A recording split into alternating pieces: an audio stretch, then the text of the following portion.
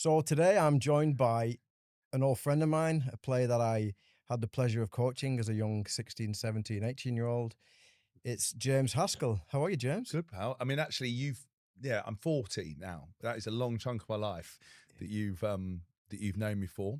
Yeah. I mean, you shaped me in my early years into the athlete that I've hopefully remained. I mean, I try to walk upstairs now. It's not ideal. Then I can't run anymore. But apart from all that, you weren't responsible for the decline. Yeah. But yeah, it was good. I always have images of you teaching me to Olympic lift.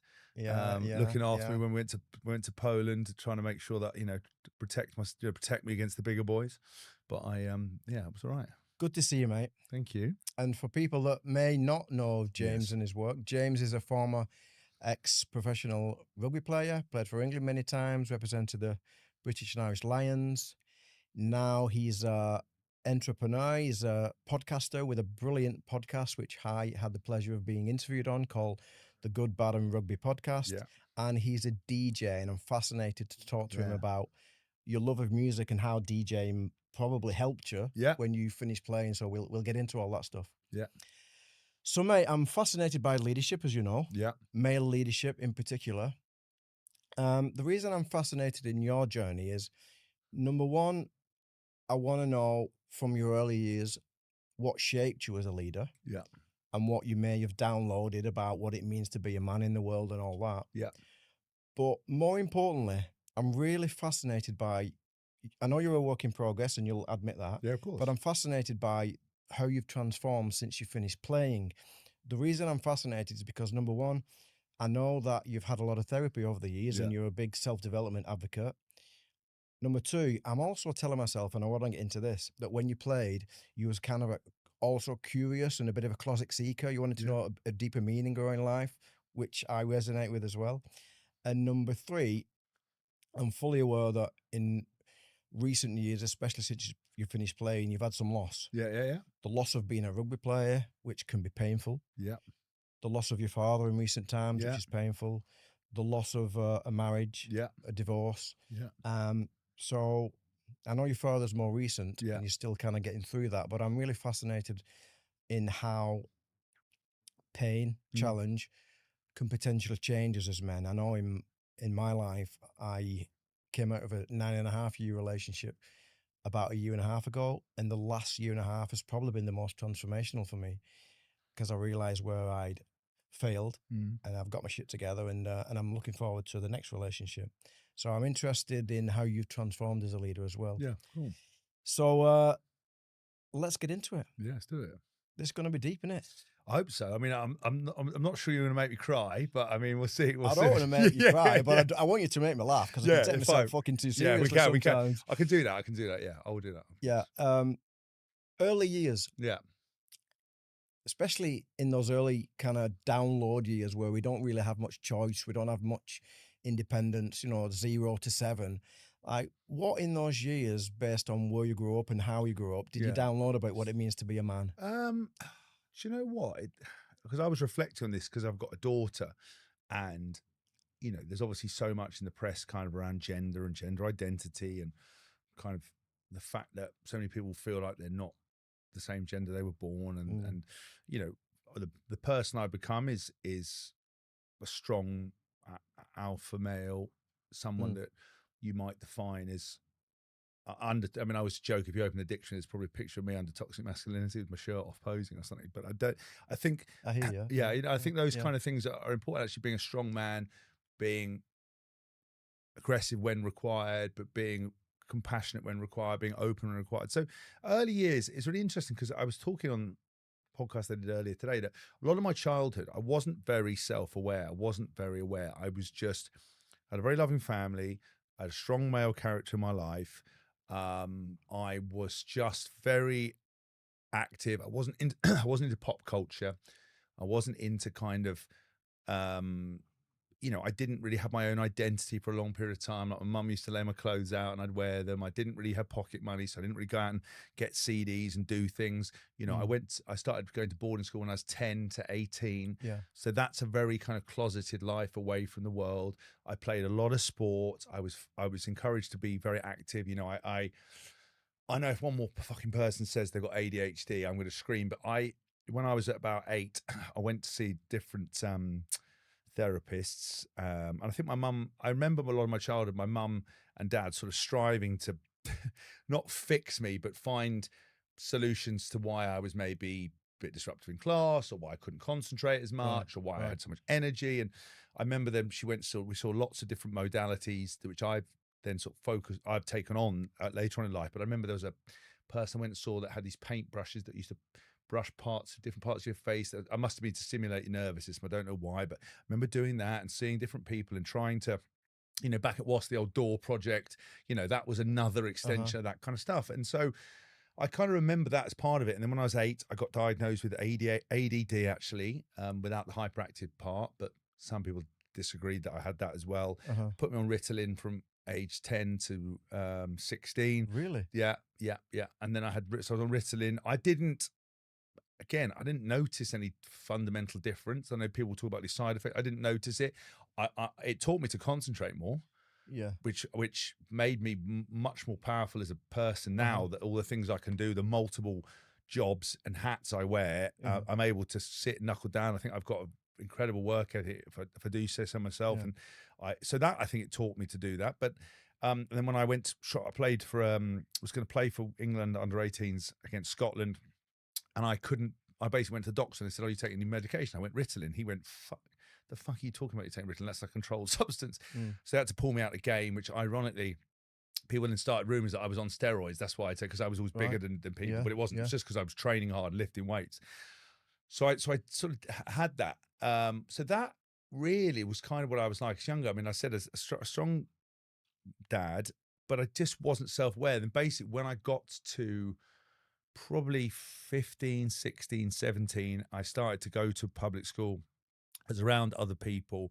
I then started to get into music, and then I started to get into other things. And Mm. and then, you know, sport was an amazing vehicle for me because I learned so many lessons that it takes adults their entire life to learn. I learned it in a very small period of time, which then really changed me as a person. And through failure early on in my career, when I didn't get into England under 16s, that was a really pivotal moment for me because I'd had a pretty privileged life. My dad and mum had incredible work ethics.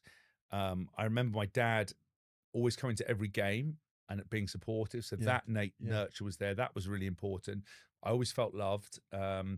But I do remember my dad always working and not Yeah. always being there. He would be there for games, but in the week, and my mum sort of making me Mm. call him up and say, "Dad, come home," because he was working. But Yeah. now I know what their financial situation was like. He was fucking just Yeah. treading. Well, he was like a duck. He looked serene on top. Well, not even Yeah. that serene sometimes. And he was pedaling like fuck to keep the whole thing afloat. Yeah. And obviously, public school costs a fortune. So I remember those kind of early days. And then through not getting into singing under 16s, my dad sort of spoke to me afterwards. And he said, "Look, if we're honest, son, you didn't put the work in. You didn't do what you're supposed to do. You didn't play well. You were fucking about chasing girls. You weren't dedicated.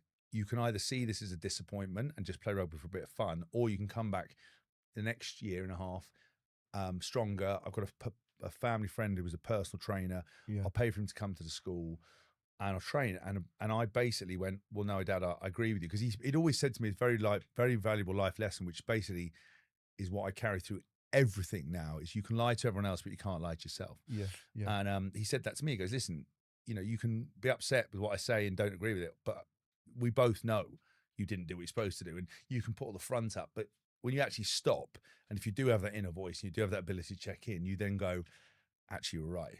And I sort of went, "Okay, well, I'm going to go and work." And I basically got this guy came in and I started training, and a bit like a Rocky montage. While other people were working or doing whatever, I was in the school gym training. I was running up hills in the rain. I was doing fitness on the Right. field. I was doing mobility. I was training in holidays. And so I suddenly realized that when I came back a year and a half later, and I looked in better shape than other people, and I got the captaincy of England under 18s, and I suddenly start playing, it taught me that if you put the effort in, if you don't lie to yourself, Mm. if you're prepared to sacrifice and work, that shapes you. And I think, that no nonsense, no bullshit, kind of approach was what happened. And I think my dad certainly was definitely the biggest influence on me as a man, Yeah. and showed me that you could be strong. What's interesting is latterly in the years that kind of went on, when probably about 23, 24, when he started trying to manage me, was when I suddenly saw that he wasn't perhaps the hero I thought he was, Yeah.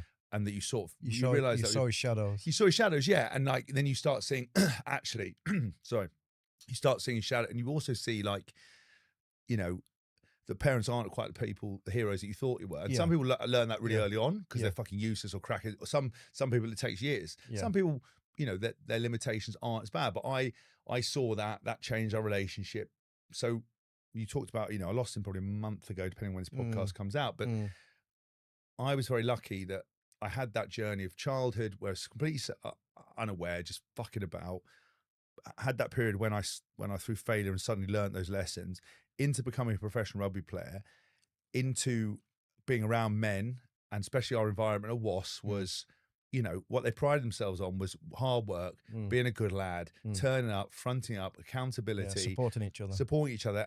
But also we didn't let any passengers. You know, there is no mistaking why some people are successful and some people aren't, because the way they didn't train. Yes. Yes, some people get through on incredible talent, but I didn't have the most talent, but I had an incredible work ethic, and that meant that all those lessons that sort of carried me on about being strong and also seeing men be vulnerable. You know, before games, I remember Lawrence, you know, before that Power Gen Cup, talking about kind of the loss of his sister, or one of the Heineken Cups. You know, Trevor Leota, before one of the things, talking about you know, his wife's left him, etc. You know, he's the only family we've got.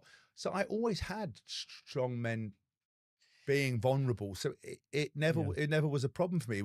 I find it now quite interesting that I've had mates around me who have obviously been struggling, who didn't feel like necessarily they could come and talk to me, or I have men talk to me and overcompensate and become like really fucking laddie and really sort of might be a bit derogatory about people or whatever, thinking that that's the way I would be. To try and connect with you. To try and connect with me. But I'm like, if you ask me how I am, I'll tell you the truth. Like I don't find that strength. I don't find strength in hiding issues. I find strength in people who actually go and work on it and put a hand up and go, I'm struggling. I'm not impressed by that. I'm impressed by people who got that. So that's kind of where I end up. So I'd say my dad was a massive influence on me. And then, you know, from 17 or 16, 17, I had a raft of mentors and people and men and stuff. And so I was always going to destined to be a strong man. The only thing with it is, when you come out of essentially all boys prep school, all boys boarding school, all boys sporting environment, you're not the most rounded person.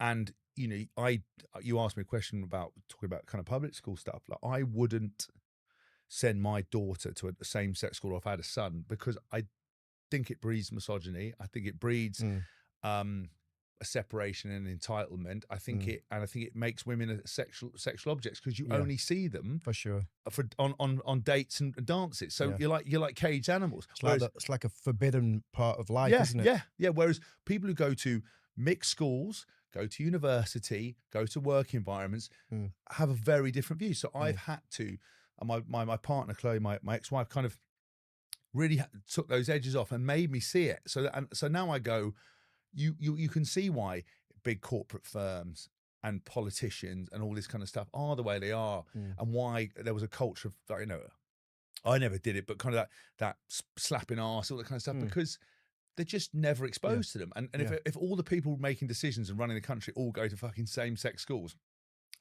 you know what you're breeding? Well, they do. Yeah, that's what I mean. And you're breeding that. And also a lot of the institutions in this country as well are led by former borders. That's what I mean. And you're breeding a very narrow-minded view. And that's why I wouldn't do it. And I just don't think it's the way to do it. And I think it causes more trouble than it's worth. And I learned that over on, because then I just would sit and reflect and go like, well, you know, why am I like this? And I go, well, what chance did I have? Well, as I said, you wouldn't see girls. I mean, you know, I wasn't bright enough to have any girls in my class. And so you kind of, you know, unless you get exposed to it and then start building friendships and seeing the power of relevance, if you only see women as sexual objects because of your environment, that's what it is. Well, if something's forbidden, we end up afraid of it. Yeah. And we objectify because we're afraid of. We don't understand. Yeah, objectification is you know, is exactly the right is the right word. So that's kind of where I got to, and then, you know, where I am now is I'm a dad, and that's changed. It's changed again. But I think, you know, the stuff about being strong men, it's hard, because, you know, you have to be careful what you say. But I'd say there is a very uneven setup going on at the moment, and there is a lot of excuses. And you know, I sort of spend a lot of time rolling my eyes when I hear about the patriarchy doing this and that, because honestly, without men, the world would be fucked, and without strong men, the world would be fucked, and you know, and without positive role models and good men, and you see it in certain communities where there's absent fathers. The reason why all this stuff goes, you need a strong father. You don't necessarily need to be together. The sanctity of marriage, I don't think is necessarily the answer, but you need a strong father figure, and you need strong men, because you know there's a lot. When I saw a study, and I was talking about again, you have to be careful when you talk about Jordan Peterson, because you know he can be quite, you know, a bit off the boil sometimes, but you know, it's interesting that they opened up lots of jobs for women and to do lots of things that men do, and they don't want to do it because we're genetically different, and we have different parameters. But you know, you don't if you take men away, who's going to clean the sewers? Who's going to build the thing? It's just, you know, it's not saying you can't do it, but that's what most men gravitate towards. So I'm in this really weird place where for a long time I've become unfashionable and not what people want to see, because I'm not what they want. But ultimately, you need people like me, but also you need emotional people. You need softer people. That's why, you know, you'll know any good environment you've been to, and any work environment you've been to, where the best balance of the team is you have your alphas, you have your betas, you have your emotional guys, you have your honest people, and it all works together. Four alphas in a room as a coaching staff, for example, ain't going to work. No, because there's not enough range. No, range is a good word. And that's the thing. And that's what I've noticed now. Because of the therapy stuff that I did at 17, you know, I started doing this therapy not because I necessarily wanted to, but it was because my godfather's wife was a therapist. He said to me, I think you should go and see her. It'd be really useful to talk about her preparing for games. I went and saw her, found it really enlightening, and then suddenly sort of uncovered the fact that I had absolutely no self-confidence, which is odd in terms of what you see in front of the camera now, because I obviously come across as confident. I had no self-confidence, couldn't deal with criticism, couldn't deal with that. My dad was overly critical. I didn't deal with that very well. I didn't believe in myself. And so I had this whole journey of fighting, dealing with that. But all the lessons I learned then also taught me emotional intelligence. So now I sit and I walk across from people and I watch the way they are, their body language, how they act. And I'm a big believer. I had this conversation with a girl the other day who was kind of saying, I said, if you're consistently surprised by people in your life, your friendship group, then it's sort of your fault. Like if you look at someone and go, they're unreliable for whatever reason, or they're untrustworthy, and they fuck you over, you've got yourself to blame, because you should have seen that coming. Now, it's the same thing with parents. Your parents aren't going to change. There is a capacity to change, or maybe to learn behaviors that you don't like, and they might not do them again. Because that's what I think people do in a relationship. A successful relationship is going, I keep doing this upsets you, I can double down and keep doing it, or I'll learn not to do it. It doesn't mean I don't have it in me, that behavior, but it means I'll understand, you know, that with you. And I think it's the same thing with friends and people in business and colleagues. If you took a minute, step back and go, where are they coming from? What are they saying? What's happened to them? How are they acting? How do they normally act? Get a measure of them, have a moment and go, right, how am I going to manage? I call it managing. How am I going to manage them? You know, how am I, you know, would I trust them in business? Probably not. Would I, you know, with a relationship, you know, if you go out with an absolute fuckhead, why do you think for you he's going to change? It's not, or vice versa, or a woman. Why? They're inherently like that. So how do you manage it? How do you minimize it? And so that's kind of where I've got to at the moment, where I sort of, you know, still do therapy now. I sort of really enjoy that. But I do sit down sometimes talking with people and go, you know, we have conversations with guys that want to work with this person, or this person's let us down. It's like, but guys, what did you think? Like, you know what he's like. You can see the reason he's like that. Or my mate's relationships don't work. And you're like, but you knew that he was like that, or you knew she was like that. Why? People, you know, you can't change yourself half the time, let alone try to change someone else, but people just don't understand it. Yeah. Can we pause for a second? Of course you can. You can do what you want. So, in those early years, it sounds like your dad was a provider. Yeah. He modelled hard work and consistency. Yeah. He modelled the importance of getting your shit together. He helped you to reframe disappointment and use it as fuel. Yeah.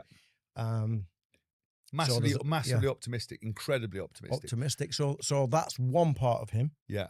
And there's obviously another part of him that wasn't around an awful lot, maybe didn't model to you how to communicate and relate to a woman, and so on and so on. Yeah, but right? I think as well, I think he didn't never addressed anything. Yeah. It was Swept it under the table. swept under the table through optimism. Mm. Was very loving. Yeah. Showed me a couple of, I mean, actually, when I read at his funeral, I told a story. He sort of driving the car once, and he sort of opened up and said to me, "Oh, you know, the reason I'm always here and turn up to games and everything else, that's because my dad wasn't there for me, and he was a bit of a shit house, and he, you know, he cheated on my grandma, and he, you know, he left my dad, left him with not a lot of stuff. My dad went to the same public school, Wellington, surrounded by people with halves. I think he overcompensated. He was always quite a big kid, looked a bit weird sometimes. And I think he was always the life and soul of the party.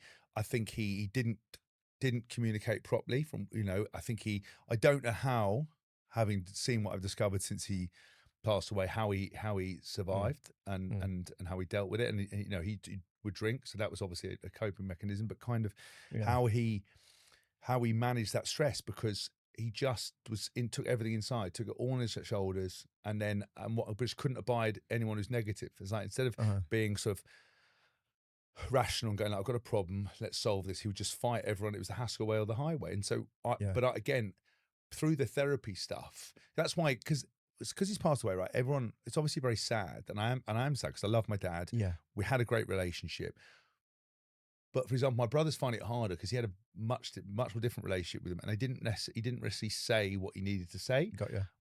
With my dad, because I sat in therapy and things would happen, he'd do stuff, and I would sit and address it and talk about it, and I'd understand it, and I'd see what he was doing, and I would go, my ex would always go, why don't you just have it out with him? I was like, because he's not going to fucking listen. So yeah, but you can change, which changes your perception. Yes, yeah, and also I can change my perception, but I can also understand it, and also I won't give it time and atmosphere and fuel, and also I'll manage it. So if I don't want something to happen, I'll just manage it. And I think that's that for me is the powerful part, because, you know, there's a surefire way of if someone you know is belligerent, difficult, or whatever, you know, it might make you feel better having it out. But if you know full well that it's just going to cause a massive row, they aren't going to move, you're not going to move. For my view was that I only had one dad, so I would make allowance acceptance because it was important that I retain that relationship with him, and I was forgiving about those kind of things. And so for me, that was again another powerful tool. But I addressed all this stuff. So by the time he went, you know, I said to him before he went, we're in hospital, I said, thank you for being an amazing dad. I love you, you know. And luckily I saw him before. He had a miniature stroke on the Friday. He should have gone into hospital, but he'd gone into hospital 2 days before, and they'd left him in a corridor for 48 hours. Which was a fucking waste of time. And then he basically came home, had a stroke. I came and saw him on the Saturday with my daughter, a Sunday with my daughter, made sure she gave me a kiss. I said, I love you. I'm so sorry this has happened. He's like, don't be ridiculous. I'm fine. I said, listen, I love you. And then that Sunday night, he had a massive stroke. And then I went, he basically lived for another 2 weeks, but was paralyzed, couldn't really speak. I'm not sure he knew we were there. He sort of was, well, I think, but I know he was. My mum, to his definition of marriage. My mum was married for him 42 years, and we're in hospital, and my dad would sort of start reaching for things. She goes, "Oh, he's reaching to hold your hand." I was like, "Mum, he's fucking not. He wants a drink." And my dad would be nodding and be like, "Oh, he wants. He knows you're there." I was like, "No, he doesn't, Mum. He wants a duvet off. His legs are hot." And I was just laughing, going, "If that isn't typical mum want to see the bright side of life and romance, and you know, she still couldn't get it right." So that period of time kind of happened, but I felt like I said it, you know, every time I finished a phone call with him in the last, because I was worried about him, I'd say, I love you. I did have, but it wasn't necessarily even for him. It was for me, because I kind of know a lot of things we do aren't necessary for other people's benefit. They're our own benefit to manage it. But again, I just have that awareness. It doesn't mean I'm invincible, but it just means that I spent so much time talking and working and doing visualization and talking to different therapists and addressing stuff and making notes about what's important and goal setting, and, you know, and knowing that if I do get criticized or something that I really love, like DJing, people mug me off for it, or it doesn't go well, I'd wear it really hard. But I try to, at the end of every day or in moments in the day, just go, step back and go, am I full of shit? What is actually happening here? Because you're telling people this. Are you actually living it? And then sometimes you go, actually, probably I am. I need a therapy session. I need to address it. Or you go, do you know what? I've got this on lockdown. I think it's okay. I don't, because humans are great at justifying stuff. We can excuse anything away you want, like from atrocities to drink problems to drug problems to sex. You can do it all. You know, you can always say that it's fine. But the truth is, only you know if it is, and only you know if you're working on it. That's why I always laugh when people who are trying to get in shape or people who, they don't lose any weight and they're like, I don't understand. It's like, no, you do understand. You're not doing what you've been told to do. Yeah. And we all fucking know it, but you can pretend you're not doing it. Or like Yes. massive people, you see them eating salads, obese people, you see them eating salads. You're like, Yeah. there is no way you're eating that and keeping that weight on. You're eating when no one's looking. But and that's the thing with it. And it's not a problem, but it's like that I've learned it's just a secret. Just check in with yourself and make sure you're okay. Yeah. Self-awareness, self-understanding. I think it's radical ownership. Yeah. I think the most powerful tool is self-awareness. Like I walk into rooms, I meet people, and I physically watch them body language change. Some people have already preconceived they don't like me. Yeah. I am very much an acquired taste, not in a way of, people go, I speak my mind. If you don't like it, you fuck. I'm not like that at all. I just have an opinion about certain things. It's not even a deep entrenched opinion. It's I'll say something to you, you go, I don't agree, and I'm open and receptive. There's nothing entrenched, I believe. I'm not going to fight people on it. I saw Keanu Reeves. He said, look, he's too old in the tooth to fight people. If someone says 2 + 2 = 8, yeah, fine, whatever you think, bro. Just move on. Life's not worth it. Yeah. I sort of have a bit of that attitude, but I also think, like self-awareness to go, I walk into a room, especially business meetings, or especially with rich, successful men, that I'm bigger than them, can be funny, can be a bit alpha male. So I immediately go, do you know what? I'm going to be deferential to you because it's not what you expect. And it's managing. And it's like, I don't know whether it's normal, but everything I go into is, I've always got this thought process, like, what do you want? What can I do? It's not me not being me. It's going, I could be me unashamedly, but what's the point? You're not ready to be deferential or you don't have the self-awareness. So I'd rather make you feel powerful. If you want to be the big man, you be the big man. Yeah. And I've seen it with men, with partners. Like I've been in a room and there was like 3 or 4 guys I was talking to around a circle, and some women, and this bloke went to me straight off, oh, you're this is before I had my lid done. Oh, your hair's falling out, or something like that. Just literally came out of him. And his wife looked at him and went, what the fuck are you saying? He went, oh my God, I'm so sorry. I don't know where it came from. It was like an involuntary thing. It was like I threatened his very being because I was big and I was loud. Yeah, and, so he didn't want to feel the feelings inside. Yeah, so he projected them onto you. Which is weird. So I see that a lot. I had this conversation with my ex. I said, look, I truly believe you have to be aware and self-aware to understand. Because again, I see people that don't like me, or people who don't think they like me, and I will then be very self-deprecating because it's not what they expect. Yeah. And then you see it, and then they suddenly warm up and go, "Oh wow!" And then and I don't know whether it's wrong or it's contrived, but life's a lot easier when you have self-awareness to go, do you know what? I'm obviously not required to, you go into certain bars and certain, I walked into a coffee shop the other day and it had "fuck the Tories" all over it, and I was like, right, obviously implicitly I don't care, but you would say I was true blue Tory from where I came from. So I was sort of suddenly self-aware, started talking to someone, or talking to an ardent feminist about things, and you start saying a few bits and you're suddenly, oh shit, we are talking at different ends of the spectrum. That's why social media doesn't work, is because you have no context, no social awareness, and no demographic trying to meet in the middle and go, well, this is my life experience versus your life experience. There are poles apart. That's why that's why there's always so much conflict. So when I walk into a room and I realize someone is very different from me, I'm just like, right, I'll back out of this. I'm like, yeah, cool, whatever you say, Yeah. Boarding school. Yes. I want to touch on it because lately I seem to be attracting clients that went to boarding school at an early age. And a good friend of mine has just recently produced a documentary called Boarding on Insanity. Oh, yeah? Within that documentary, people like Gabo Mate are interviewed. Yeah. You've already mentioned that a lot of our leaders, especially in this country, were boarders. Yeah. And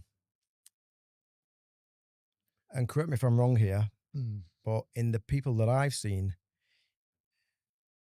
the experience of going to boarding school is extremely polarized. On one hand, I'm telling myself that you got to connect with blokes, you made some good friends, you had some good rugby masters, you developed self-confidence through rugby, you had a good crack, you got a brilliant education, you were taught to work and be disciplined. Yeah.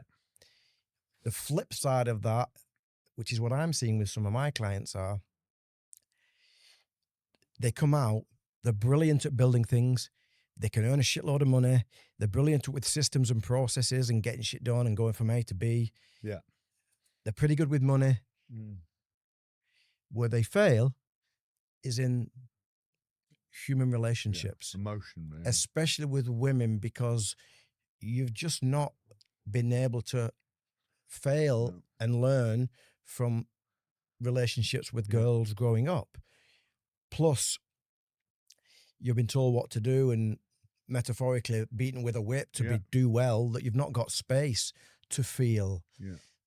The other thing that I see in some of my clients that went to boarding school is because you've been pulled away from the family dynamic, pretty soon amongst all those boys and teachers, you've got to learn how to survive. Mm. Sure, you better have a fucking strategy to do that. Otherwise, you might get bullied, you might get hurt, you might Yeah. get ridiculed. Like, we all know here that you had a fucking brilliant career Mm. as a rugby player, and that wouldn't have happened without boarding school. But what was the downside of boarding school for you, which influences your potential decision not to want to send your Yeah. kids there? So again, I'm going back to my dad's funeral was really interesting because I got one of his school best friends to speak because I wanted school best friend. I wanted someone who'd worked with him for 20 years, a woman who'd worked with him for 20 years to give a different perspective. I thought it was important. Then I did the kind of overarching thing. And it's interesting because a guy called Harry Holden spoke and he told his amazing funny stories and stuff. But actually, my dad sent me to the same schools he went to based off the fact that he went to them with no forethought to whether Yeah. I was suitable or my brother was suitable or whether it Yeah. was the right schools for us. Yeah. So one of the things I think about my daughter, listen, if she's as thick as two short planks, but she's great at sport, I will send her to somewhere that will finesse those things.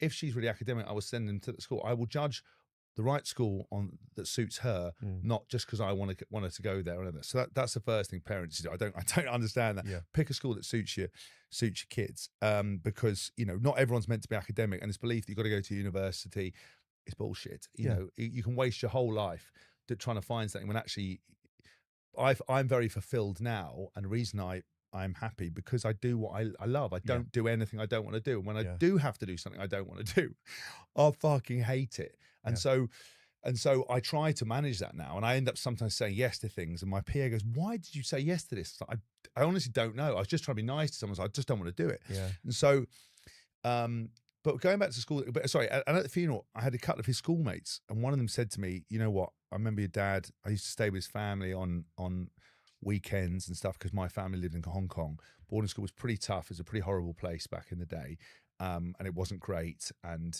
was bullying, and there was abuse, and there was sort of, all this kind of stuff, and getting caned, and all, Harry at the wedding was telling me about, at the funeral, sorry, was telling me he got caned so bad he cut his hand. The bloke kept whipping his hand. So I didn't experience that level of physicality, but my mum didn't want me to go to school. So every time before we went to school, she, when I was younger, would fucking come and sit next to me, crying. Right. Which is fucking, you're like, "Mum, I don't want to go." Like, I'm a homebody. Like, I don't. Yeah. It's weird. And I see this all the time. The person I become, and I think through my dad, encouraging me to, not pushing me to, encouraging me to do stuff. I'm not. I wasn't that confident speaker or performer. I was very self-confident, conscious. I was a homebody. I was a bit soft, fundamentally. But did you have to pretend to be tough to survive? Well, yeah, I did. I mean, ultimately, and I actually, it was like when I became. I mean, there's a story before the day before I started at WAS. My dad, we had a couple of beers, and he said to me, he goes, "Listen, if you don't learn to fucking tackle, you're not gonna get anywhere." I was like, "What do you mean, Dad?" He goes, "You don't like tackling, you're scared of it, you don't want to do it." And I had a row with him. I was like, "Don't want to talk about it." And then I went away, and I remembered what he said, and I looked at myself. Yeah, I am. I was scared of it. I was a bit of a pussy. Yeah. I didn't like it. And you see people like anyone who hits up a body, tackles and stuff, that's easy. Fucking sticking your head in someone's knees is not easy. So I saw this and I was like, yeah, do you know what? I am a bit of a pussy, and I don't know why, and I'm probably a bit softer than I need to be. So I remember day one, I went and saw Joe Worsley, a guy played for Wasps, played for England, played for Lions, the best tackler I've ever seen in the world. And I came up to him day one and I said, "Joe, I can't tackle, you need to teach me." And I spent every day I spent doing that, to the point where I hardened myself to do that. And then I unlocked a side of myself where I enjoyed that physicality. But it took me a time where you had to, almost fake it till you make it and act like that. Same thing with MMA. If I'm angry, then I fight anyone. That's not a problem. But fundamentally, I'm not I went to boarding school, public school, I was a bit soft. I didn't have fights. I didn't do it. So when I started the MMA, I remember for my first sparring session, going in this cage with this other guy's 120 kgs and going, fuck, we're having to have a fight. And most of the fights I'd had have all been one-sided. So someone's going to hit you back. And it turned out that I was nervous before it. Some people you meet just are like primal beings that love fighting. When I'm in there, when I was fighting, I was fine. And I actually enjoyed it. I enjoyed the physicality, I enjoyed the violence. But before and afterwards, the thought about trying to do it, I'm just not built that kind of way. Yeah.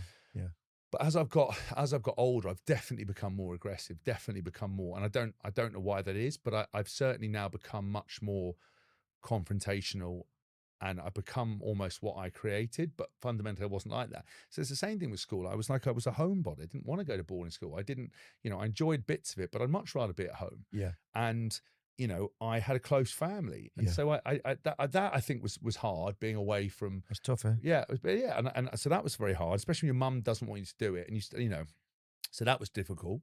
My dad he never talked about school, so there wasn't a reference point. He just, I think they just sent it to me because the one reason I would send my kids I would send them to a unisex boarding public school. But one reason I would do that is because you're paying for opportunity.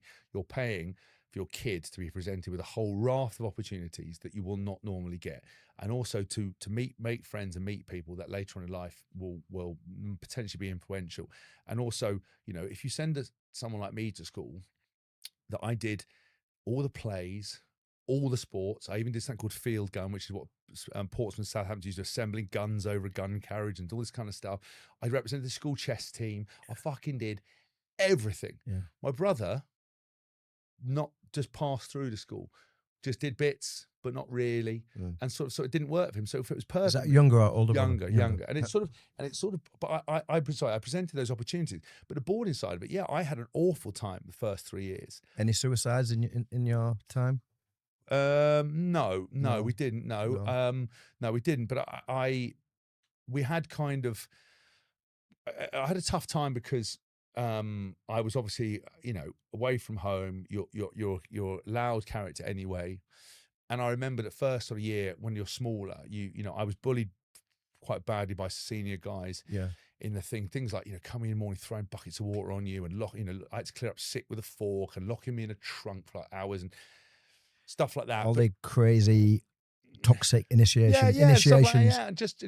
But basically, at that day and age, I mean, again, reference point to my dad's thing, it's a completely different thing. But the boys ruled the house. Yeah. Then as you got now, then more adults would come in and they would be more in charge. But you'd have that. But I remember, vividly, this guy in the second year above me trying to bully me, and I just kicked the fuck out of him. And then after that, that was fine. Once I was physically able to do it, then it didn't matter. And that I've always had an aversion to being threatened. I don't like being threatened by anybody. Like it's like I'll always attack. If I'll never just attack anyone or fight anyone. But if someone threatens me or someone I know, that's the end of it. Like I don't care if I've got a knife. That's it. I was a night out with my mate, and this guy stood next to me and had a knife in his hand. I just fucking kicked the fuck out, just because I was like, just don't.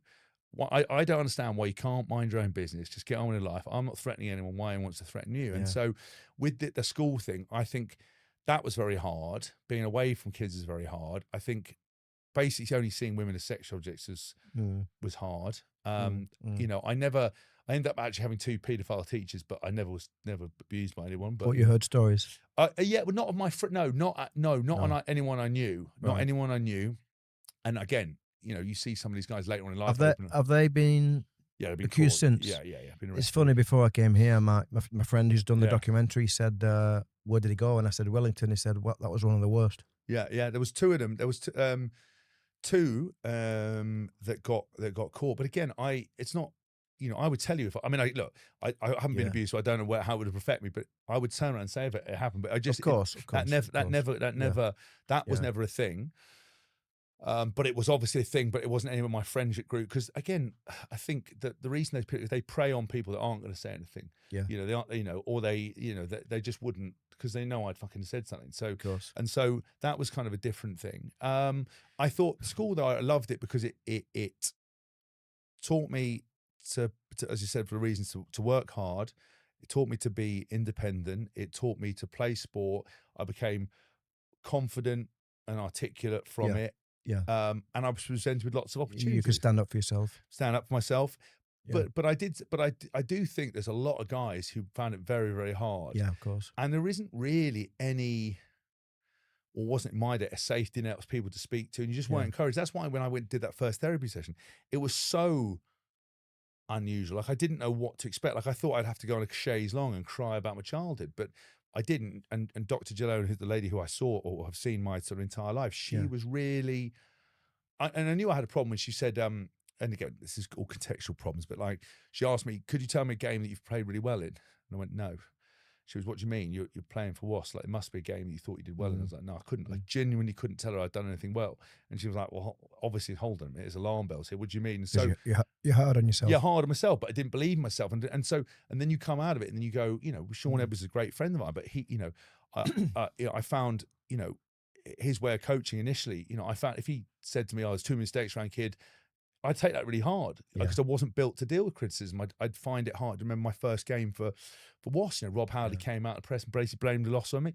And I went on a Wasps forum, basically, which is like a form of self-harm, not a Wasps forum in general, but looking at yourself on the internet. Yeah. And they'd all slagged me off, and I was fucking inconsolable. Then I didn't play for another year. Then I got an opportunity to play at Saracens next year. Missed a tackle, Kevin Yates scored, didn't play for another year. And all this time, coaches don't appreciate that, and you can't live your life like that, but one interaction they have with one player can shape everything. So I spent so much time trying to unwind that, and then I felt a lot of times in my career that I didn't necessarily have the respect I deserved, and people would speak to me in a way or treat me in a way. So with Jill, I would then use what they said as a fuel, as negativity, because people forget how powerful negativity is. You have to manage it, don't let it eat you up, but it's actually quite powerful. So I'll fucking show you, and I write down, you don't think this, well, I'll show you. And that's kind of what I did a lot. And I use lots of different types of approach to have that. But the school stuff, yeah, I mean, I did enjoy it, but not to the same level as you would have thought, really. And it's sort of like you just do it. Yeah. It's like, of course, you don't know any different, do you? No, but it was also like there wasn't a choice not to do it. Because I wasn't unhappy enough to come out of school. But did I like boarding? Would I much rather be at home? I get you. Yeah. Would I rather be at home and with my mum? Yeah. But then being a day boy was equally fucking weird because you were like your own sect of person anyway, because you didn't really get the full thing.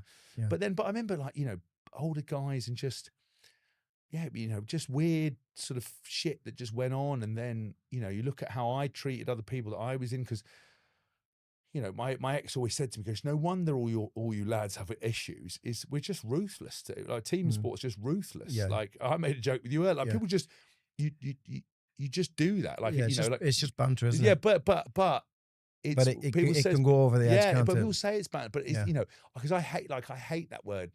I said people can have a big bit of chat, but banter's just a fucking word that hides a multitude of sins. Of course. And just, sort of, it's hard because you never know how someone's going to be broken, because what guys would banter me about was, you could call me a cunt, you could call me fucking shit. It doesn't bother me. You said I was a shit rugby player, I couldn't do this, I couldn't pass. That would dig me out. It would get you. So again, you don't know do you think that hurt you because it relates to the way your father spoke to you? Yeah, because I have looked at that, and I think definitely, but again, I think I said this in his funeral speech, was my ex, basically what happens, I'd come off the field, even as an adult, and if I hadn't played well, all he'd say first of all was the negative stuff he did, because he's programmed to do that. He would be more disappointed than I was. Yeah. So you'd see that, and you wouldn't get that moral support. And then I think sometimes people, and that's the importance of a captain or a good coach, is a lot of times people don't know how to feel, so they look to you to know how to feel and how to react. If you're walking around like a face like a smacked ass, like I'll never forget 2013, went to Wales, lost the Grand Slam, got pumped. Coaches didn't come in the change room. Chris Robshaw didn't speak. No one said anything. Fucking dire. They're all coaches' face like smacked asses, giving everyone evils. Conversely, Eddie Jones, 2017 or 18 or 17, sorry, lost the Grand Slam decider in Ireland. He came in and spoke, Dylan Hartley spoke. Mm. Very different atmosphere. Mm. Made you know how you could feel and put your emotions in place. That's what leadership is often at times, because people are always hurting, and you sometimes need to give them reassurance. And it's the same thing if you insult someone about something that you think they shouldn't be upset about. They might be, and that's when I look at things sometimes, especially people at school I was with. You know, because when you're kids, anyone's different. You see it with children; they point things out. Daddy, why is that like that? Why is that? Because they don't understand. And then you do it as a kid, an adult, you just don't know how they're going. And actually, I haven't lost anybody close to me, I don't think, with suicide or bits and pieces. But I was surprised when Joe Marler, an old teammate of mine, was really struggling. I didn't know, and I'm sort of sad. We weren't that close friends, but I would have liked to have spoken to people. I actually get lots of people reaching out kind of online to sort of say, you know, I was thinking of this, I watched this, you've reframed that. I've had friends who've kind of talk to me about some serious stuff, and I go, mate, you need to come to me earlier with this. Like, it's that you know, there is a way. That is not the option. That is not the way out. It's not a way out. It's a fucking waste of a life. You know, how can you? I know that you can't necessarily see the wood with the trees, but yeah, I don't imagine it was that easy, and that's why I wouldn't send my daughter there or to a same-sex school. But actually, Wellington now, where my school is co-ed throughout, very different dynamic. Wow. Changed the whole spectrum. Yeah. Anthony Selden was an amazing headmaster. He's come back to the school, and they've created. It's now become one of the best schools in the world, and it's a very different experience. So there would be an option for that. Chloe doesn't want to do it. She wants to go to her old school. And again, I just need to see what my daughter's like, because you know, let's pick it up. You know. Yeah. Final question on boarding school. Then I want to go to your rugby career. Yeah. And I want to relate it to my own experience. Even though I didn't go to boarding school, my childhood, teenage years was heavily influenced by being a bloke. Yeah.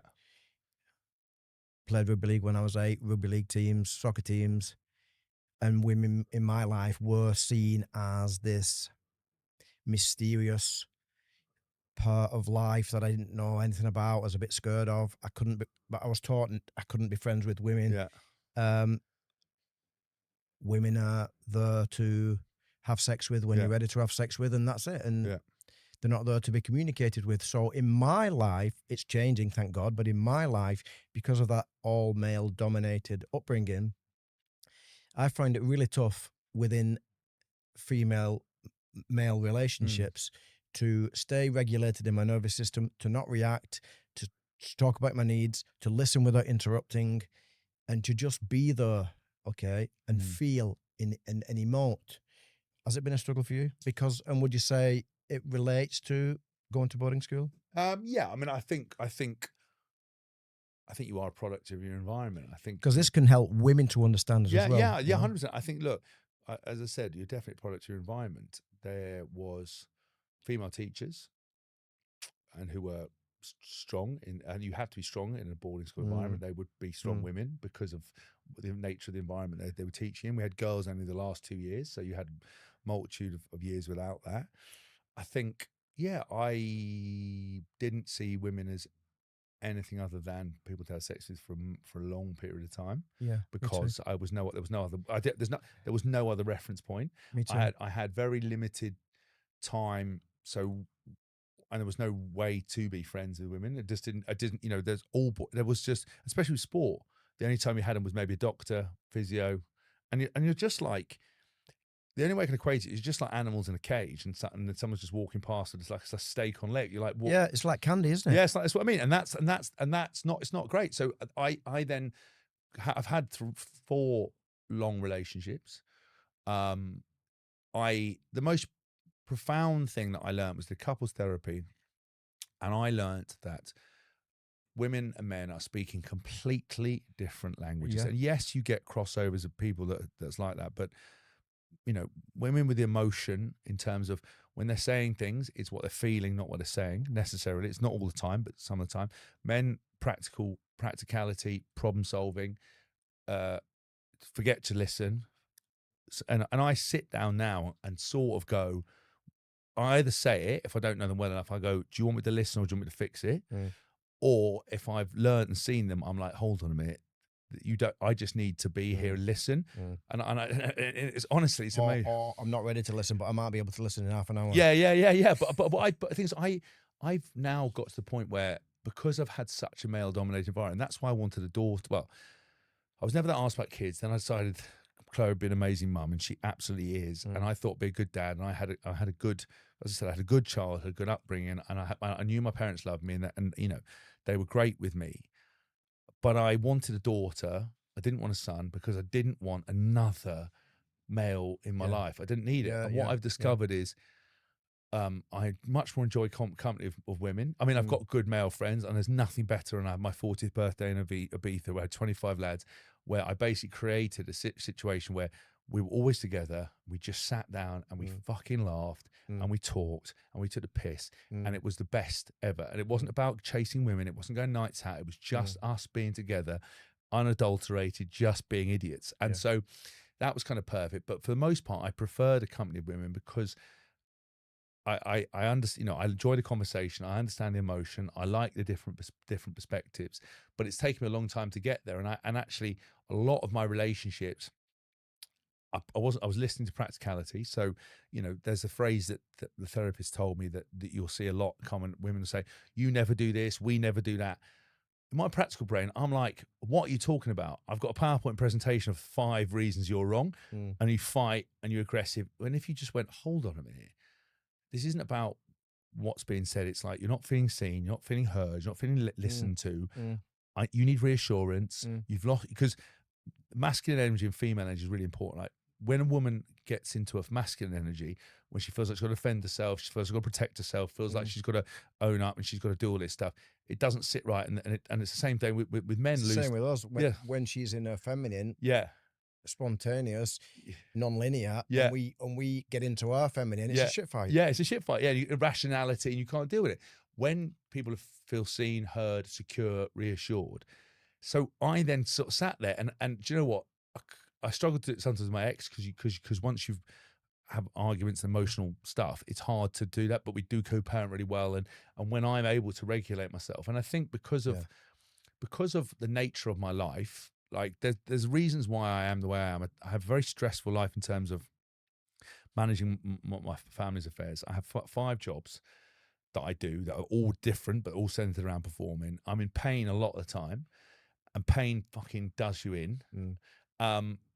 And also, you know, because of the way I am, you can create friction, you know. And the boarding school thing was interesting. Was you said that the teacher pupil relationship has always been all my life, always been deferential. And actually, when I retired, I missed a bit of it. I missed, like, you teaching me a skill, me learning it, coming back and see if I got better, because you don't have that a lot in time in normal life, and that's really important for me. So I've then gone away and learned I need to keep upskilling myself and learning and having that part of my life.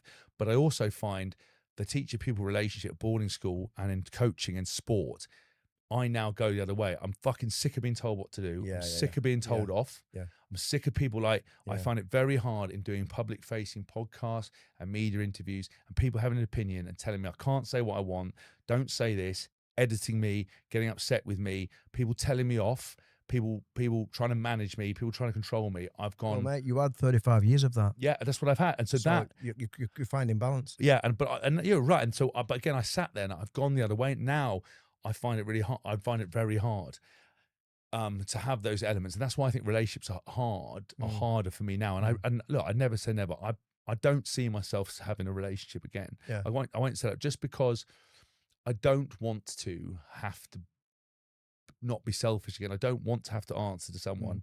I like where I'm at. I you know, I feel like I have a rich life. I feel like I have enough spontaneity and fun. And I think with relationships, really interesting. I think 2 people should, and what I respect is independence and people being self-sufficient. And I think if you're in a relationship, you've got 2 people who have they're working and they have their own lives, they have their own money, their own justification, their own stuff. And that sometimes when times get hard, one can lean on the other, sometimes you lean on both. But if on a regular day, one of you steps away, the other one falls over, that is not a good basis for relationship. And I think I see relationships as successful is where people communicate, but they both have something outside of their relationship and the children that is just theirs, that they can develop, whether it's a hobby, whether it's friendship, what it is that is not dependent on the other person or dependent on kids, because kids are great, but they're a fucking source of stress because, you know, for all the multitude of reasons that are quite obvious. And so I'm at that point in my life where I think I'm quite happy with what I'm doing. I think I've got work to do myself. I think my relationships with women, I enjoy talking to them. But I've actually much more powerful outside of marriage because I've learned all the lessons that I didn't learn, Mm. and I still catch myself getting it wrong. First reaction is to fight, and my first reaction a lot of the time, and probably why it stresses, I'm always in fight mode. Like even Mm. if someone Yeah, makes yeah, a joke, I'll always yeah, come back. yeah. Whereas you've got to be able to be settled and You realize, gotta be regulated. yeah. And I think, things like that's why I'm doing some breath work and actually having Mm. a moment. And the way I sort of unwind mindful might be just sitting off on cafe. I eat a lot of my own. I watch, Yeah, like I just had before I came here. I'm running around in the morning, did 2 podcasts. I went and had a burger. I put on Only Fools and Horses. yeah, I yeah, had a water. I yeah. just chilled. You chill. I went for a walk, had a coffee, came in. I'm happy to see you. I evidently like talking. This is a vibe. Like that's Yeah, fine yeah. for me. Got Then I you. go off and I go to the music studio later. I've got some work and just that's how I kind of do it. But it's easy for me to get in a spin, Yeah, and then particularly with women is not deal with irrationality very well that certain yeah, people yeah, have yeah, because I can't understand it, yeah. Of course. and Yeah, I find that I find that hard. Like I find hard why family sometimes why people say things to others or to friends and family knowing they're just going to cause an absolute shit show. mm, Whereas mm, I just got to the point where I just don't need any drama. Like just leave it. yeah, Like, let's all get on and fucking move on. yeah, yeah. No, I hear you. I hear you. So, rugby and leadership. Yeah, You've played under a lot of coaches in your career, yeah, staff. You've played under a lot of captains, a lot of different players. Nobody's perfect. We've all got imperfections, but who stands out in your career as someone you've learned from and it's helped to shape you as a leader through those years and it's serving you today as a leader? Well, I think, I mean, I've been kind of spoilt with it. I mean, I've had and worked with some of the best coaches, sports staff. I mean, yourself, Warren Gatland, Sean Edwards, Lawrence Delalio, um, Eddie Jones. Um, I'm trying to think, Jamie Joseph, Michael Checker. Mm. Um, there's guys that are, die young in certain. There's guys that kind of again, I kind of cherry pick. Like I'm never being indoctrinated by anybody. Like I never drink the Kool-Aid or Mm. anyone in particular. I'll see Mm. what they did and But kind of you take the gold from people, don't take the you? gold. That's genuinely, and I think and then you then when you're away from them and you get into a different environment and someone does something very different, Mm. you then go, oh, that's the way they were. And then if you do a bit more sort of personal development, you then and also then I start understanding other people. Then you go, oh, no wonder they were like that. That's the way they are. But actually, that's a good product that they've given. And that's a bit of Mm. gold that I'll take forward. And so I've been spoilt with that. I've also worked in a lot of environments where it doesn't go wrong. I mean, Andy Farrell as well as another guy. Paul Gustard was another guy. Mm. That I sort of taken stuff from. I think a lot of these guys, I've seen what works and doesn't work, and I've been in multiple trophy-winning environments, Yeah. and also environments on paper should have been good, but were actually awful. I mean, some of the worst environments of any teams I've ever been into with the England group. I'd say I probably had one outstanding England coach, Yeah. and the rest weren't great personally, and that wasn't because they weren't good men and good people. Is that Eddie? Yeah, it was Eddie. Because You had a good connection with Eddie, I had didn't a you? good connection, but again, Eddie is a big operator as well. He walked in and goes, "I'm coming with a new team. Who do I get on side? Who's got a vocal voice? Mm. Dylan Hartley, myself. Who do I need to get on side?" Because I never understood that. Like a lot of coaches and people were threatened by me in regards to they couldn't understand how I could be clearly hardworking, clearly dedicated, Mm. but still be a bit of a fuckhead and laugh and joke about it. Mm. And people like to fit people into boxes. Into boxes, yeah. You have if you're hardworking, you have to be quiet, you have to be studious. Why can't you be all these things? Why is it? Well, you can because then you have more range. You can. Yeah, you can. You can. And so It's important. yeah, and so Eddie embraced that, and he loved me doing stuff off the field. He loved my hard work. He loved my development, and all he ever did was see that I would do anything for him. All he had to do was point me in the right direction to get better, give me the people and skills to get better, because he knew that I was hard on myself and wanted to improve. get me respect by asking my opinion, treating me like an adult, making me important in the group, making me respected, and putting his arm around me and believing in me. And that is why I played the best rugby on it. It's not rocket science. Whereas other people, I didn't feel they wanted me to entertain the squad, but they didn't want me to be front of house. They were threatened by my personality and things I did off the field. They thought it was a distraction. They couldn't understand me. They didn't try and understand me. I used to read. There was, Stuart Lancaster. He used to read a book, "The Score Takes Care of Itself" by Steve Walsh. I read it and realized that he was following it as a blueprint, as a map, which I think is always dangerous because you can't retrofit someone else's scheme. You've got to find your own thing. And I read it to understand him, but he couldn't. I really like Stu. He's a great man, a really good guy, but he couldn't relate to me. And I knew that because he once asked me like kind of what the West End of London was like and all this kind of stuff, like as if I was fucking out on the piss all the time. I was like, just wasn't what I was like. And people thought I was a party boy, but I never went. I didn't drink for 7 years of my career. And so I just found it hard sometimes for people to try to understand or try to relate. And I could relate to them, but they couldn't relate to me. They couldn't understand where I came from. Coaches that couldn't relate to you. Yeah. I'm asking this with a biased view because of the work that I do. Yeah.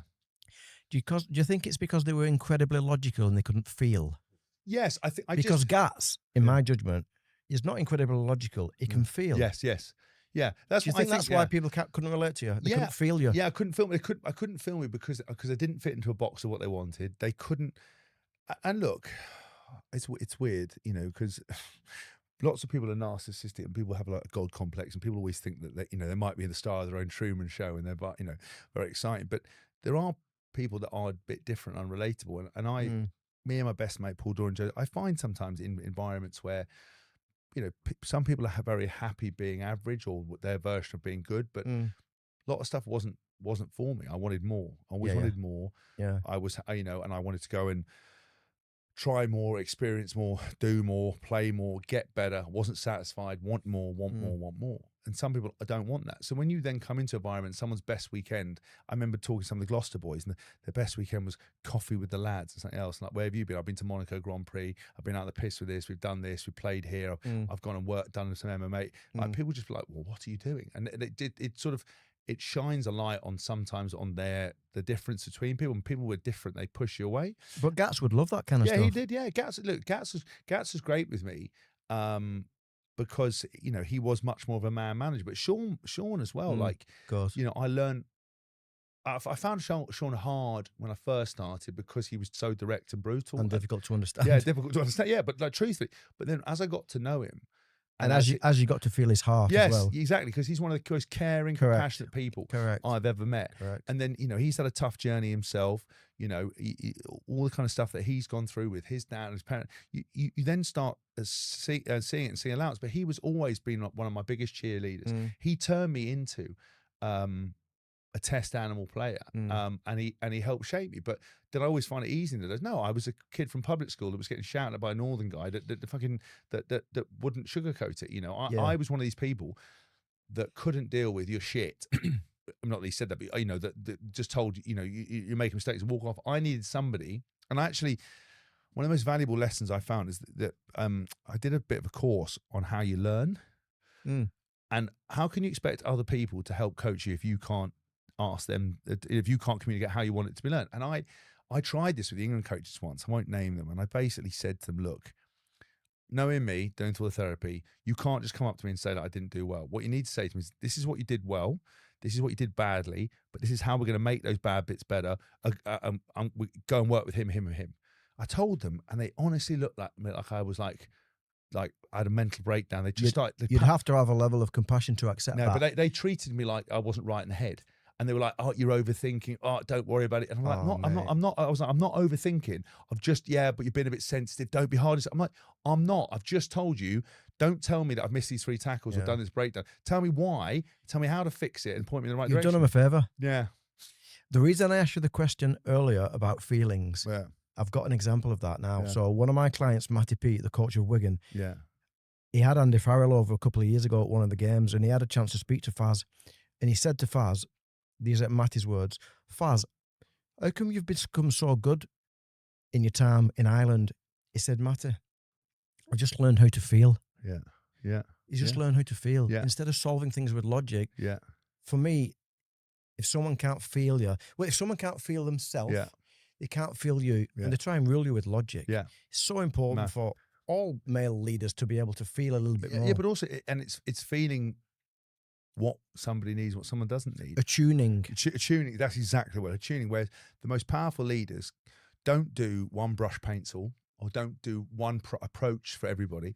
Sometimes you have to be dictatorial in the direction you're going, and that's for everybody.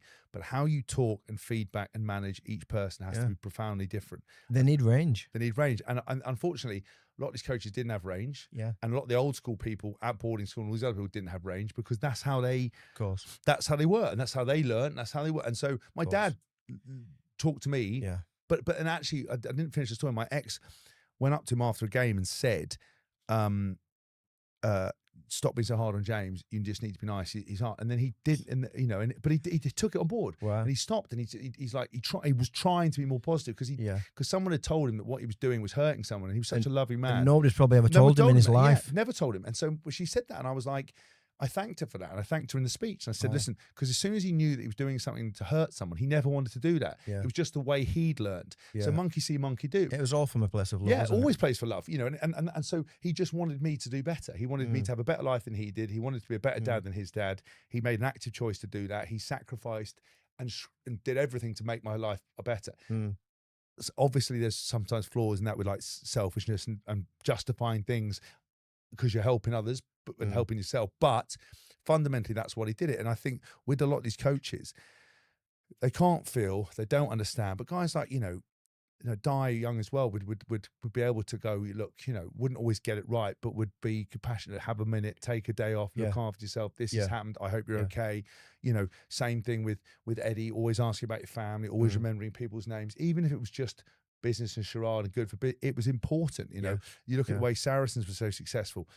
The families were taken care of. They provided creches. They looked after people. People felt valued. The old CEO, Ed Griffiths, he was the first, when you woke up in hospital after an operation, he was the first one there. Wow. Or, again, it's all schmoozing because he wants to keep people signed. But it's heartful, isn't it? It's heartful, yeah. And I think, like Sean, was one of the first who messaged me after my dad passed away. And I just think the bond you have with these people that have learned to feel, learned to understand you. And I think, I said with Andy, Stuart Lancaster, Graham Ramsey, those guys were great, but they're all Mike Catt, all 4 alpha males. And if you were to look at that environment, they needed to feel more. And you see it I saw it with Owen as a captain, his standards and his way of doing things were this way, and he couldn't understand why anyone else wouldn't do it. When you're a captain, you have to feel, and I was interested to see what he was going to be like as England captain, because you can't always be ruthless, demanding. No. You need to feel, and I watched him progress and feel, and you've watched his dad progress and feel, and now I see the way Andy speaks to the Lions guys and understanding and emotion and being vulnerable and getting the players to be vulnerable. I saw a really interesting thing, but he asked the players to pick someone in the room that they had either learned something from or had their opinion changed of them. Love it. And that was really good. And it was really powerful. And I think, that's what I pride with leadership and stuff and coaches is you never get trained to be a coach. You never get trained to be a captain. Yeah. But you have to understand it probably and a manager. They go on managerial courses sometimes, but you have to work on it. It's not the 9 to 5, it's the 5 to 9. Yeah. And I look back at when I was Wasps captain, and I naturally got the bit about feeling. Like I remember I came in a huddle and I just said to the guys, "Listen, lads, we're just not right today." I said, "I can feel it. I'm not right." I said, "Look, I'm not going to shout, scream at you," but I said, "Look, this is the war. You've got 20 minutes to get your heads right here. Yeah. You need to do what you do because we're going to cut." And I remember Ashley Johnson came and said, "How do you fucking know?" I just said, "Like you just feel that. I could see it in your eyes. I could see your energy. I could see the way things were." Yeah. And there'd be times when earlier on in my career, I thought you're shouting and fuck this and to get involved. Yeah. But actually sometimes a completely different tone of voice and taking someone to one side and or me going to the coach, go, "Listen, you need to do me in this meeting. Yeah. Find something I've done wrong, do me because, you need to come at me because to set the standards for the week so I can go out to training and go, listen, it's fucking coming at me. Love that. I'm doing this." I love that. Yeah. And do you know what I mean? And it's that level of dynamism. I thought Dylan Hartley was one of the best captains I worked with because he really thought about what he was doing. He is a very smart cookie and a guy that is brilliant at networking and understanding and talking. And he soaks up a lot of stuff. And he was an amazing captain, one of the best captains I ever worked with, because he understood when to shout, when to delegate, when to be emotional, when to come at the other people who are at equal standing to make the younger players, and also he ended up, and with Eddie in conjunction, it became a self-managing environment where guys would be leaving water bottles or strapping by the pools and stuff. Guys coming and going, fucking sort yourself out, do this, why are you late? And suddenly everyone's taking ownership and being involved as opposed to one voice nagging. And so that's what I really learned about kind of leadership. And and I think you're right with Andy and all the best coaches now, Alex Sanderson, who else do you see in the Premiership? Paul Gustard, as I said, when he was there, it's the guys that can feel and can talk and understand, that get the best out of their team. The ones that are still just hammering the drum of dictatorship and this is my way and old school. That's why they're not as successful as they could be, Yeah. And it's interesting with those two, Alex and Guzzy, I've worked with both of them. They would have been the alpha type, but they've had the courage to look at themselves deeply and learn through pain and learn through mistakes. Yeah, 100%. And I think that's why I go back to the point I said earlier, is that actually the bravery of kind of being able to be vulnerable, that strength is coming in and owning stuff and saying stuff. And again, I said on a podcast, I just said when men bottle stuff up and they take their own lives, I know they're let down a rabbit hole, but again, the hardest part is putting. It's so much simpler to take your own life than have to put all the work in to get to where you go. I know you don't necessarily see it like that way at all. I'm not being flippant about it, but you see it with diets and people. Why would you put all the work in and weights and training and diet and learn and change when you can just inject yourself with Ozempic just to get those people? It's a lot harder to change and put the work in. Sometimes it can be daunting, but actually the first step is always just taking a step and putting your hand up and owning it. And I think any men who listen to this out there, if you're struggling and stuff, first of all, fucking talk. But secondly, match it with action and understand that the brave thing to do is to put the work in and change it around. The easy pussy option is to fucking just give in and fuck off, because it's not. It's just not. It's a waste of a life. Life's precious, and I think it's really important to do that. And I think, I've just never thought about that. Look, I've been cancelled. I've been fucking, and you never know what might happen to you. Something could happen that could make you, go and think that way. But I just always think there's always a way out. There's always a way of managing it. And also, you might have to reframe and lose some of the things that you hold dear, but there's still an existence you can have where you can smile again. It just might mean a lot. You have to go through hell, Dante's Inferno, 8 levels of hell. Of course. But when you come out of it, you will learn more. You'll be structured more. You'll become a better person. And sometimes that for people is too daunting. They'd rather just call it. And I just think when something's not going right, because male suicide is still the biggest killer under 40.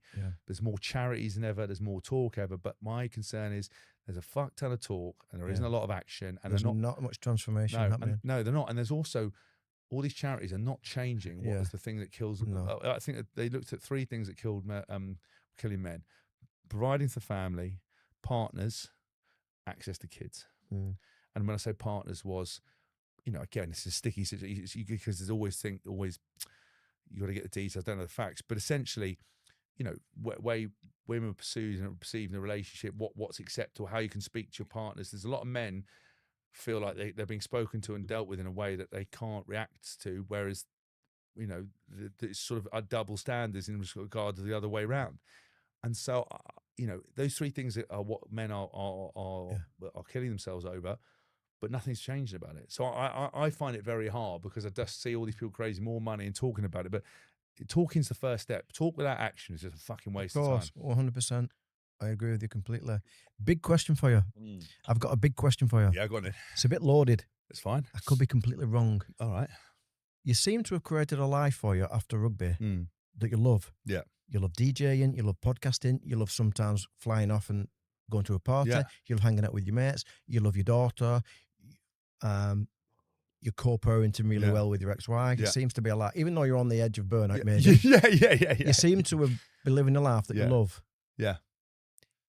Did you love playing rugby, or did you do it because you were good at it?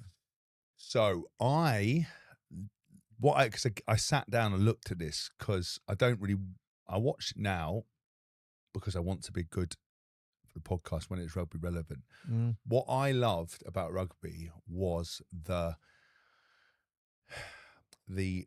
best way to phrase this is sport is the perfect way to get instant feedback, instant gratification, and also pathway for success. mm. And what I was starving for, and what I found with rugby was, if I trained hard and I got selected and I played well, you got week in, week out, you got that constant advancement. You got rewards. You got rewards. So I was rewarded, but I was also getting better. In the real world, if you work in a normal job, what are your parameters of success? Is it car? Is it house? Is it partner? Is it salary? Mm. In sport, you get the gratification, you get reward. And I became addicted to being better. I just happened to be good at rugby that made that my vehicle. Yeah, yeah. And it was really good because there were so many areas of the game that you could get better on. So that desire to always improve was there. The desire to kind of prove myself was always there. The rewards of doing well were there.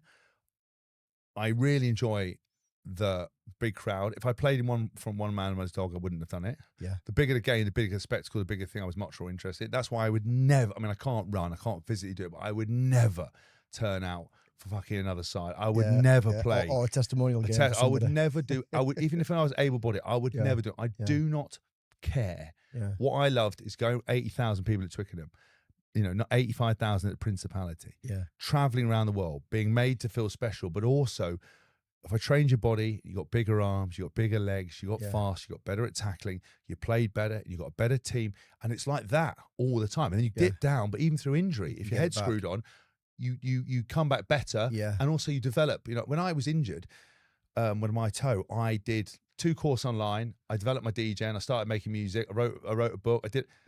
I made time because, that's why people go, a girl messaged me the other day, was like, oh, I've got my ankle, I can't train. I was like, fuck are you talking about? You can do sit machines, seated, that's just, there's no excuses, unless you've had a massive car and you're completely unable to move, there's always something you could be doing. And so I became addicted to that. And actually, I loved rugby as a kid. There was a period of time where I never wanted to be a rugby player. I never thought about being a rugby player. I wanted to be in the SAS and drive a digger. That's all I wanted to do. Not at the same time, but I basically wanted to do that.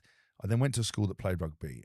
I got good at rugby. I started getting stuff, international things, and then you get on a conveyor belt. And then I deferred my university entry, and I'm glad I had sport because I honestly don't know where I would be now, because I learned so many lessons that helped to shape me that if I hadn't had them, I don't think I would have. I just don't think I would have had the life I've had. It's not like, it's not like, oh, I was always going to be successful at something. I just got so much out of the learning, the disappointment, the performance, and it ticked everything in my body on my desires, and basically shaped me into the person now. So I apply the same rules to everything else I do that I did to sport. Reaching out to other people to help you, being active in feedback, being self-aware, working when other people won't work, sacrificing, looking to perform, all those things that I did then as a sportsman. So there was probably around 13 to 16 where I was obsessed with rugby, went to Wasps, every home game, every away game, got to meet my heroes. Then I did it and I was obsessed, I enjoyed it with being better and wanting more, just more. And then I retired, and then I probably, I wasn't missing rugby, but it's good to be paid to be doing what you love. And I was institutionalized from the age of 7 to 35. I suddenly don't have that structure, and you probably say yes to more things than you should. You're traveling lots. COVID happened. You party. All these things sort of happen. And then, people always thought I was going to be fine because I'd already built businesses and had stuff. But actually, you still got to reinvent yourself. And nothing I do has longevity. There's nothing I have that can create the fuck you money that you'd want. So you have to work. And I am beholden to my popularity and whether people want to work with me. And I obviously, get it wrong sometimes, and you become unpopular or not the right fit or seen as too controversial. But I remember there's a moment where I sort of sat down, and I've just done my 8th podcast a day for 8 separate people. And I just sat there and I was like, what the fuck am I doing in my life? My ex went, what do you mean? She goes, I go, well, what? I just don't know what I'm doing. I just don't know what I'm doing. Like, it's all fun, but what am I doing? And she went, well, you're a massive show off and a performer. And I went, okay, yeah, you're actually right. And it's like, well, why don't you do all the things that tick those boxes to do that? So the podcasting and books is telling a story, music's telling a story, and I am the center of attention. That's why I signed to MMA, was to become an individual sportsman, to be disciplined again, teach your people relationship, learn, execute, skill, get better, fight, get paid more. Ticked everything. My body, COVID, my body put paid to that, sadly. But DJing and stuff like that, it's interesting with the DJing thing, because that is a music product. That is by the hardest, and by far and away the hardest thing I have to do, because it doesn't follow any patterns. There's no structure. There's no, writing a book. You get the idea, you write the book, you publish it, you promote it, you go and do it. Yeah. Rugby, you train hard, you work hard, you deal with injuries, you go, you perform, you play well, you don't play, it's fine. Music, there is nothing to grasp. There's no like processes that if I just do this all the time religiously, I'm going to be successful, because people don't reply, people don't respond. It's all about coolness. People don't want to listen to you. You cannot be in control of your own destiny. Whereas everything else, I always sit down and go, could I be doing more to help me do what I want to do? And if the answer is yes, then then I am exactly where I should be, and I've got no fucking excuses. But that's basically what I think. And the same thing with rugby. I sat around, if you are blaming the referee, blaming coaches, blaming the school you came from, blaming everything else, and you go, could I be doing more for my career under any of the areas, physicality, conditioning, nutrition, performance, whatever, analysis, sleep? If there's any one of those areas that you can improve, it's your fault. You're not where you want. So I sit with music and I go, well, it's very intangible here. I don't know what to do, but I go, what is there I could be doing more to help myself? Well, I launched my own record label, making music, doing production courses, being more of a hustler, putting more content out, making more music, saying yes to more gigs, saying no to the wrong gigs. And so I get wistful about it, because it's all I want to do, but I'm still in charge of my own destiny. But it is the most intangible, where, it's so unprofessional. It's like unbelievable. Whereas I've used to high performance environments. Music is not a high performance environment. People are flaky, don't come back, bullshitters. A lot of people are on come downs most of the time. It's fucking weird. It's cliquey, mate. It's a shambles. And all I want to do is just DJ and play. I am never happier than when I'm performing and dancing. Like, it's like my ex said to me, she watched my first DJ gig. She goes, I have never seen you smile and look happier.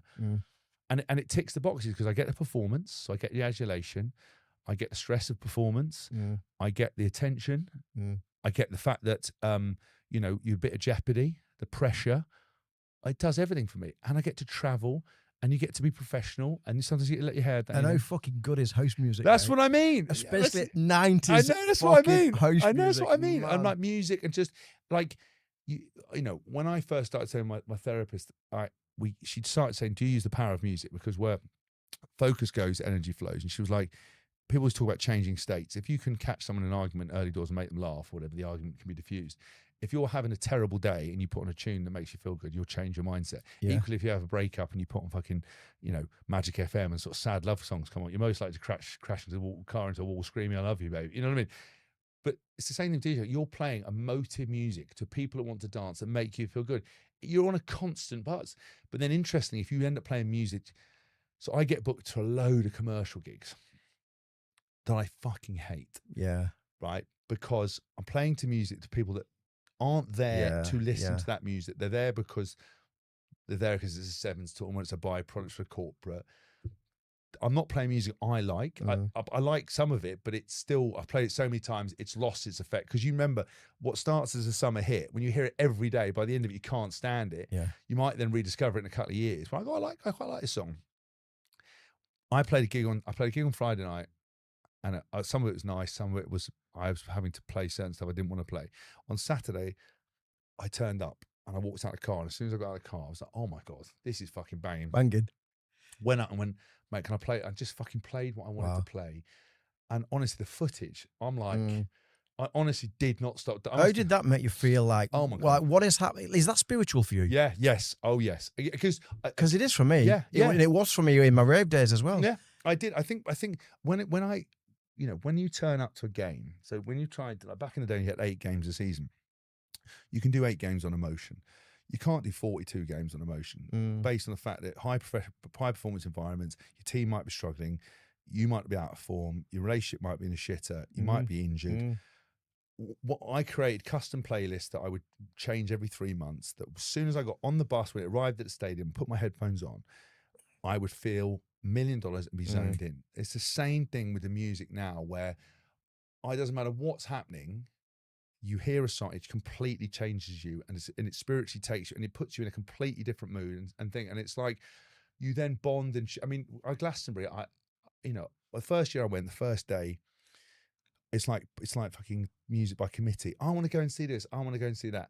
I came away from Glastonbury, it's actually bullshit. It's full of walking, and I didn't really see anything. Next day, I went, fuck this. I looked at the list, and I just went, and I said, I'm going here. What we done? I was like, well, go away then. I literally would go, and I had one mate, and we went to everything, and we did not stop dancing. This year, I got two of my mates, Tom and Arabella, and we spent last year together, this year together.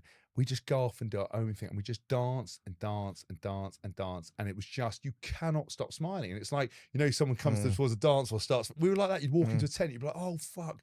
And it's the same though. I got out of the car on Saturday. I literally looked at Callum and I was like, oh mate, we are ready, And you just absolutely vibe.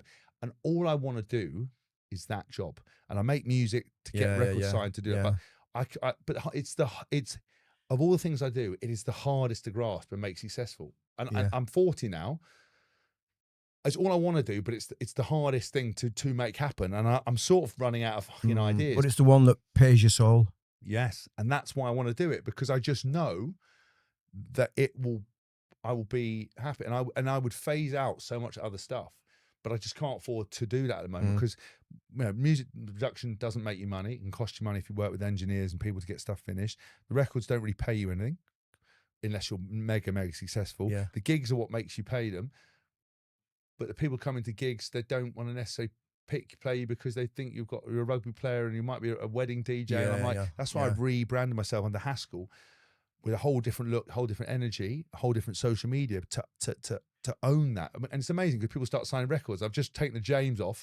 People are more comfortable with that. Oh, you're cooler and more edgy now. And it's like, it's all bullshit. I'm still waiting for an invite, mate. I know. But the thing is, I'm playing in Dubrovnik actually for Toolroom. Oh.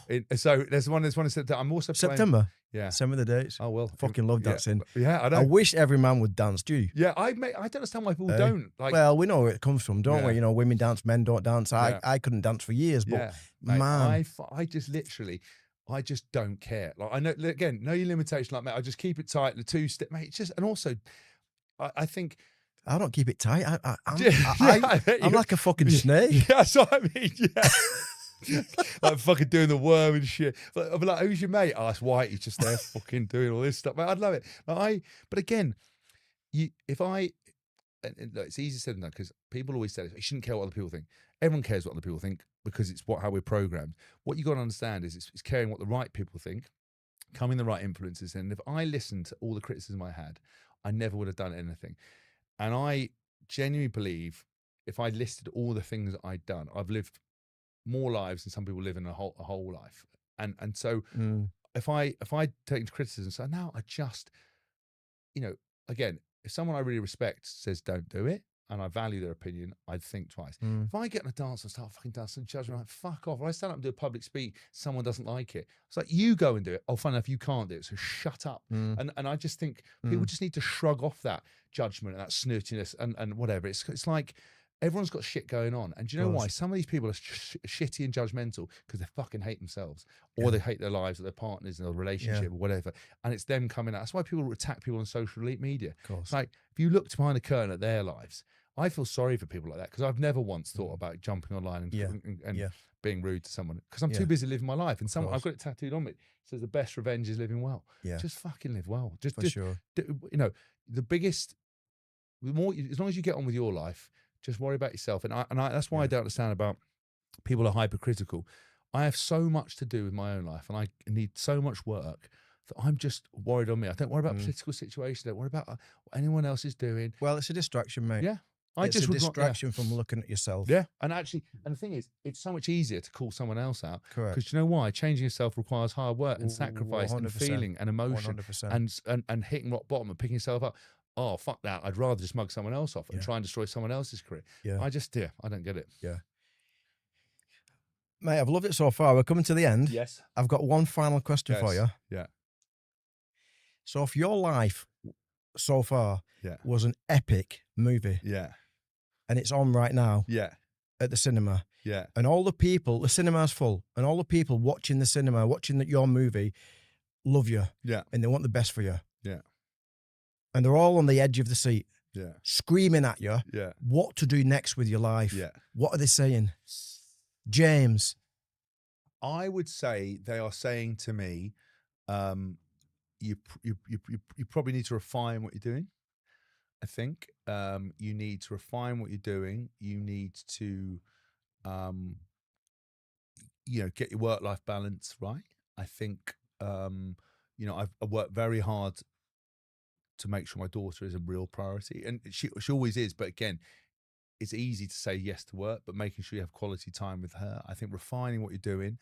I think looking after yourself and your body, and doing what I did when I played, which is reinvesting in myself. And I started doing Pilates and bits, and I'm having another operation on my ankle to fuse that, and that's kind of dealing with some of the issues.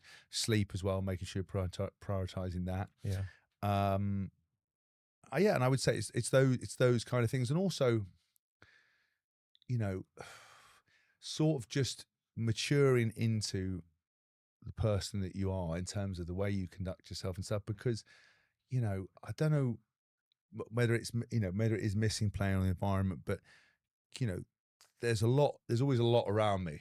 Yeah. There's always a bit of friction. There's always a bit of stress. Yeah.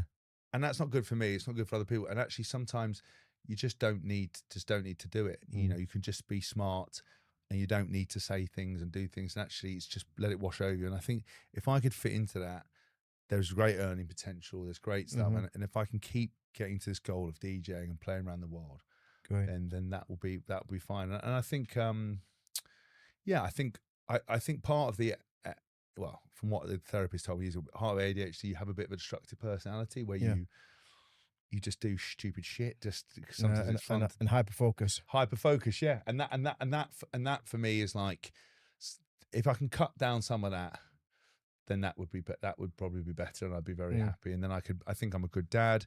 I think I'm a good person. And I think that would suit me well. And just to refine what I'm doing, cut out stuff that is too much, build towards a focus of, I want to be a role model to young men and be able to speak and be honest and open.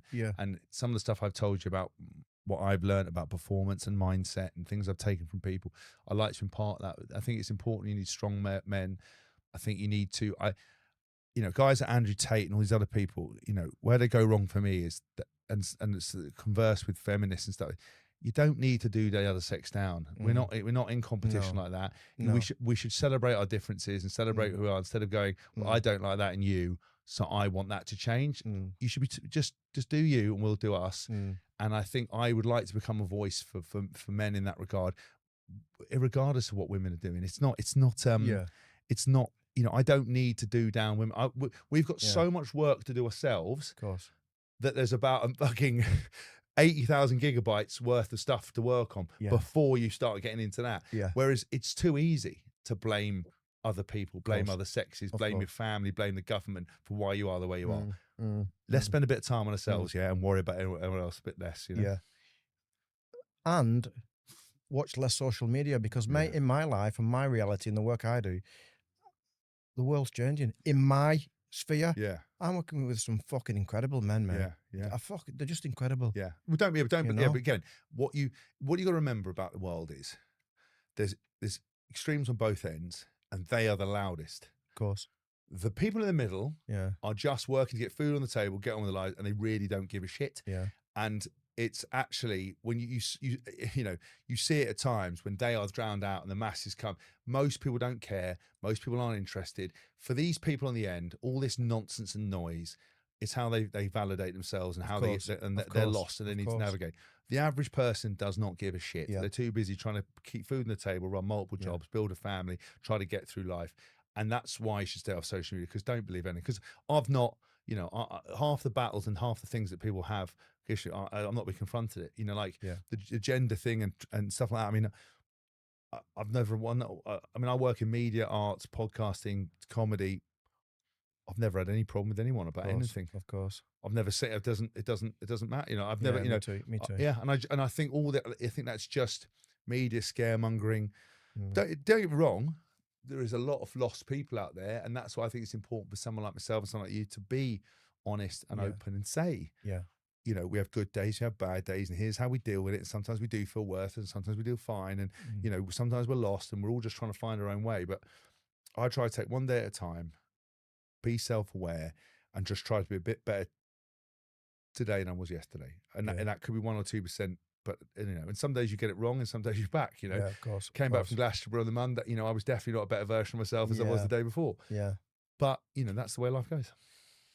And that's a good way to end, mate. What I love about you is your willingness to show your imperfections, but your willingness to also continually improve and be a better version of yourself. So thanks for sharing part of your life. My pleasure. I'll look forward to seeing you next time. Hopefully, we'll be dancing somewhere. Yeah, hopefully. Together. But like I said, you know, Acting goofy and stupid. Yeah, I mean, I've seen with your, you know, your journey. Like, I think, you know, you know, you were one of the kind of like strongest, like northern, you know, like no nonsense. And then, you know, when I interviewed you, you know, kind of came on this journey and vulnerability and stuff. It's really important, that kind of stuff, and it kind of shows me, you know, it just shows me. And you'll see it all the time with people who, you know, you look under the shell and they're very different people, and they need to feel and they learn, and you've definitely learned to feel. I mean, you're always good. That's what made you a good coach, was that you were compassionate. You want to understand. But that's I've just got more range now. Yeah. 100%. You know, that word's come up a lot, isn't it? Yeah. I'll never lose that. No. But there's just more range around it. And also, sometimes when you resort to type and the old school, it's not a problem as well. Yeah. It's all right to go back to caveman and then, For but then step back out. For sure. Because we're not meant to be perfect all the time. And I think anyone who isn't true to themselves and goes, fundamentally, this is what I am, but this is where I hope to be better, and this is where I've developed, is fine. People who pretend they're not will always lose themselves, because you'll always get caught going back to how you actually are. And that's why I'd rather put my hand up and go, look, I'm flawed. I'm a bit of a cunt, but at least I'm a good one. Yeah, you know, so I'm a GC. And that's what Jamie Joseph said when I first started to Highlanders. He goes, Hess, mate, are you a GC? And I said, what's that? He goes, you're a good cunt, mate.